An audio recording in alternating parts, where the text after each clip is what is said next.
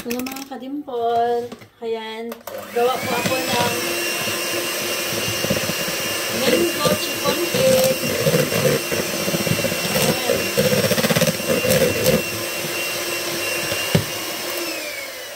So, ating video ngayon, gawa tayo ng mango chiffon cake. Ayan. Nagawa po ako ng sariling recipe ng mango chiffon cake. Ayan.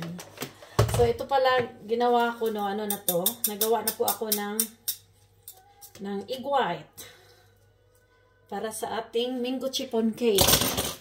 So, tapos, ito po yung ating mango mixture. Ayan. So, talagang mango siya. Oo. Kasi, first time ko magawa ng mango chiffon, kaya gumawa na lang ako ng recipe dahil may order po tayo sa April, no? Kaya before tayo magpa-order, gawin muna natin, tikman muna natin. So, ngayon, yung egg white mixture, i-mix ko dito, i-cut and fold ko dito sa ating mango mixture. So, ganito, i-mix ko siya lahat dyan. Tapos, i-cut and fold natin siya. Don't over-mix, no? Kasi,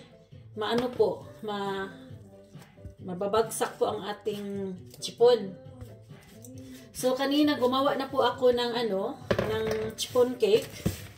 Ube kanina. So, ngayon, gawin natin ngayon ang ating mango chiffon cake. So, ganyan lang, cut and fold. Cut and fold. Yan po ang ibig sabihin ng cut and fold, ha? Don't overmix para hindi po mahugmak ang ating ating chiffon.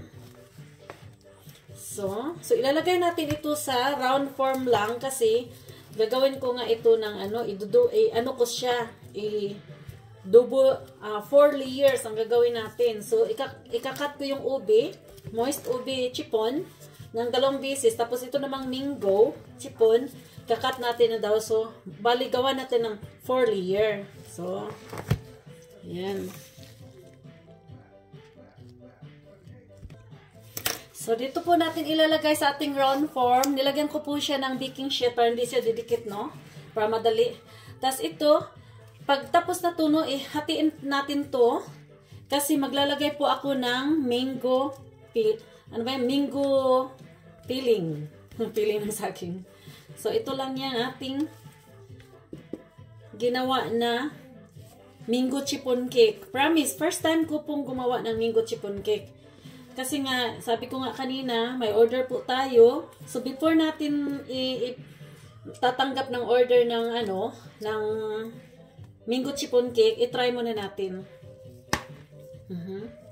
So, ganun lang siya, no?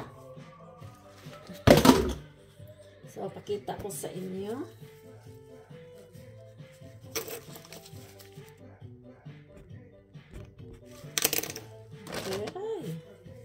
Okay. Pakita ko muna sa inyo paano natin ito gagawin.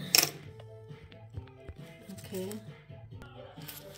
So, kaya yun, ganyanin natin yung ating mango chiffon cake. Tapos, after dito, hatiin natin to, lagyan natin to ng mango sa gitna. So, gawa tayo dito ng fresh mango. Dahil, didekorasyon na natin to ng icing. Okay, ito na po yan. Ibibik na natin siya. Before that, gawin natin to. So, kailangan, iano muna natin siya, no? So, after natin malagay, dukduk natin siya ng 3 times. Ayan, 4 times.